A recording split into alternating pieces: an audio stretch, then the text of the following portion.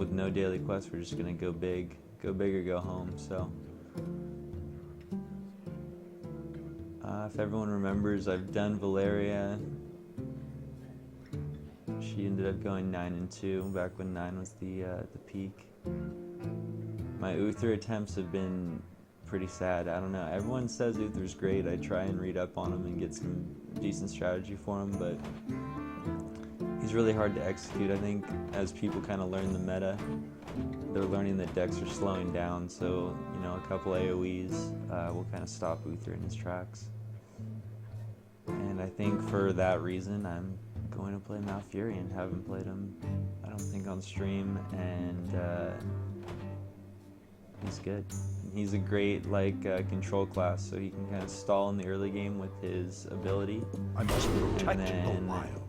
drop gigantic creatures for 4 and 5 mana. Keeper of the Grove is a great card. Silence is undeniable, 2 damage is undeniable. Wrath is a great card. Early game removal spell. The Shield Master. He's clutch when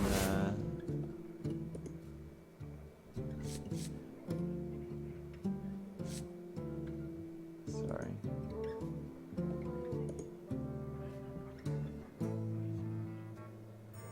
Shield Master is always good when you're trying to guard early game defenses.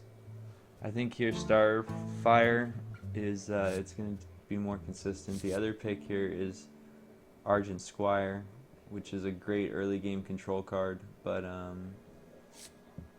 don't know, I'm not too worried about my early game. I'll have my hero ability, I have Wrath already, Keeper of the Grove will help out. Sen'jin, all 3 of these picks show early game control already, so a Starfire is going to be more powerful when used.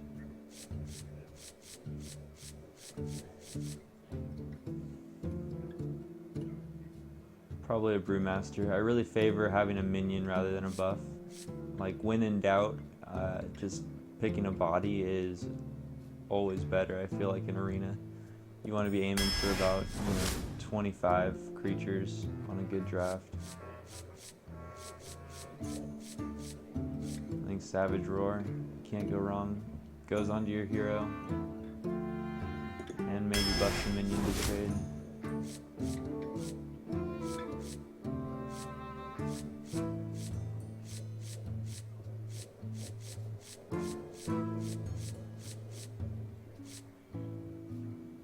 I think if you can make Cult Master go off even for 2 cards and leave the body on the board, then he's good. So here I might go Worgen Infiltrator because I have been picking kind of heavy. But again, Starfire is I think it's too good. You can deal the 5 damage directly to the hero, so technically I have, with 2 Starfires here, I have a makeshift Pyroblast.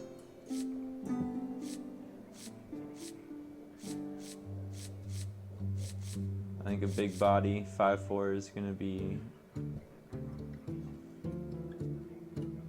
I don't know, I do need 2 drops, and it meshes well with Starfire and Wrath. Yeah, let's take it. If I get a swipe as well, being able to play a spell power into a swipe is extremely powerful. So, Imp Master here. All these 1/1s are going to pair great with my hero power. Trade up for 2s. I think a Shrouded Sun Cleric.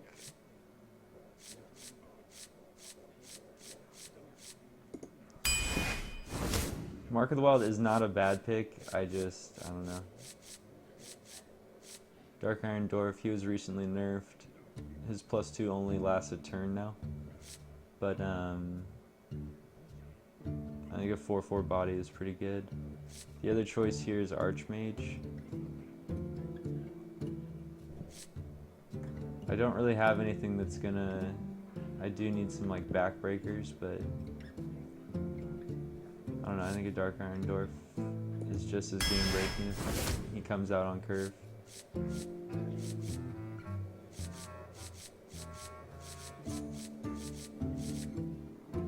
Maybe the Raging Worgen. The Oasis Snapjaw, this card's not bad. You can pair it with any one of those buffs. Because I'll probably be taking a Mark of the Wild or two towards the end. And I think the Snapjaw, he lasts through more stuff. My curve's kind of peaking on 4 though. Alright, let's do a Evasion Warden. Can't pass up one of these. He's great. He's either reach with charge, so you can get him for an extra 4 damage, or he's just solid counter.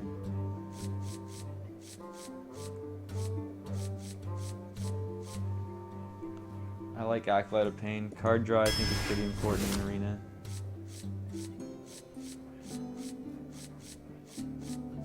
So people are going to be expecting us to play big stuff, and I think we should deliver with a War Golem. Maybe a Leaper Gnome. I don't know, it's not good versus mages, it's not good versus druids, it's not good versus rogues.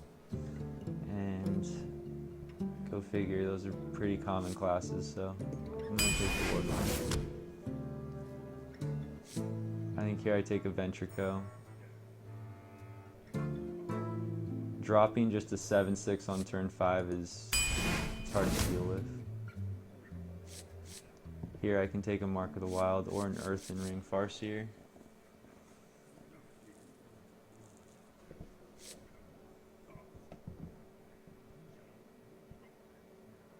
But Mark of the Wild's good with my Acolyte. It's good with my Worgen.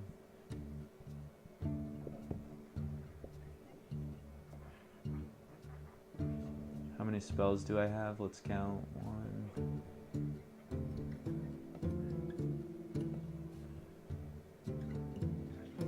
Count this guy like a spell, this guy like a spell, this guy like a spell, so it's like 4, 5, 6. Alright, I think the Farseer is going to be more consistent.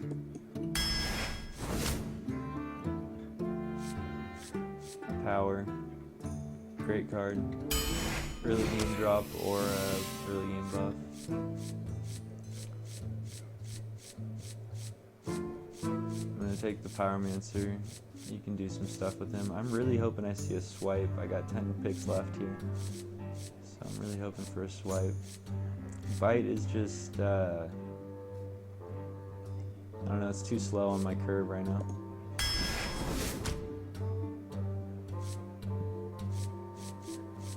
This is not very pleasing.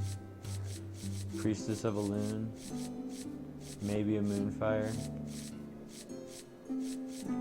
Naturalize is just, it's really a dead draw in 90% of the games. You want to use it as a closer, but I'm going kind of for a later game control, so if I draw that in the first 5 turns, then who knows how long it's going to be in my hand.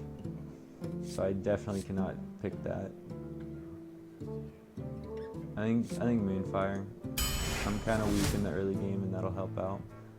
Maybe it'll trigger some. I'll get a second Worgen and Moonfire it. That's my plan.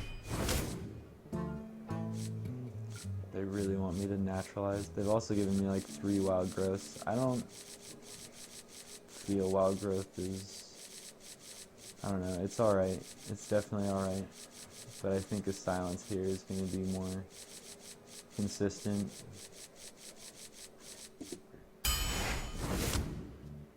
Here we go. Gotta take a swipe. I asked for a swipe all game. Probably the only one we'll see, so take it. I think the Dwarf is good, but our curve is just like, look at this, we're way up in the 3s and 4s, so let's bring it down. And I think the Hunter does a good job. The 1/1 helps, like I say, with our ability. I say it all the time. Soul of the Forest can actually be amazing. It's really annoying to deal with in drafts. I think I'm going to take Soul of the Forest. X1.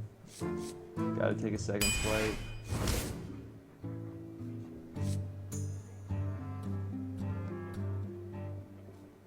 And I think we're going to break some backs here with the Boulder Fist. Sounds good. That's a tough call. I think Wrath I think I'd rather just kind of default the early game. I don't know, that's really tough.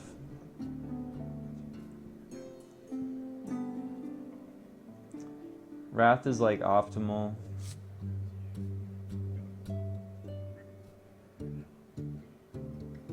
I got it with the Raging Worgen combo. Wild Pyromancer makes it deal 4. Kobold makes it deal 4. Can't be targeted. Generally, when I come to a pick like this, I'm like, which card wins in a matchup? And you know, Fairy Dragon technically beats a Wrath.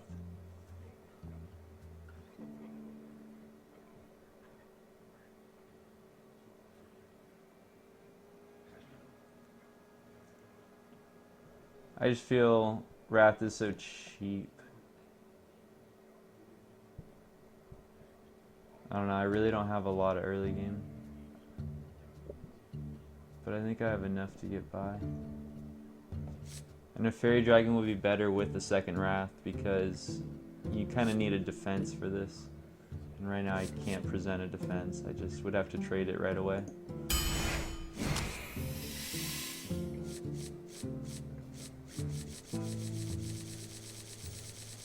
That's tough. I think card draw is more important.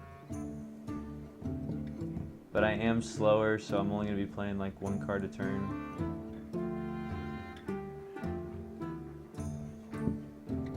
1, 2, 4.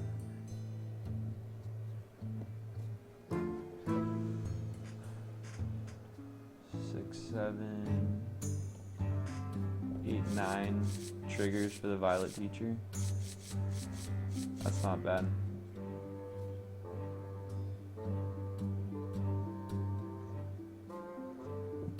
Alright, let's try. I value card draw too much. Alright, so I don't know. I try and speak with confidence and I try and draft with confidence. I think that this deck, I will put my name on this deck. It's very good. But you just don't know where the cards are gonna lie. Lately I've been getting kind of stonewalled around like 6 or 7 wins. Every once in a while I'll break through to 12, but I definitely can't call it. But I think we're gonna do some work with this. So our power really lies in the mid game. So we have enough early game creatures like the Acolyte Pain will keep them busy. Wild Pyromancer in a tight spot, Geomancer in a tight spot. But otherwise our Wraths will defend us, Moonfire. Get us into our 3 and 4 drops, which is where we have a lot of our power. Imp Master, Raging Worgens, Soul of the Forest. You guys are going to see a blowout. I feel it. Every draft I try and get a little bit of flavor, and Soul of the Forest is the perfect Druid flavor for me. So 2 swipes in combination, we have some spell power, so those are going to do some back-breaking damage, I feel like. Cult Master, hopefully we can make them go off and draw some cards. Keeper of the Grove is always consistent. Shield Master consistent.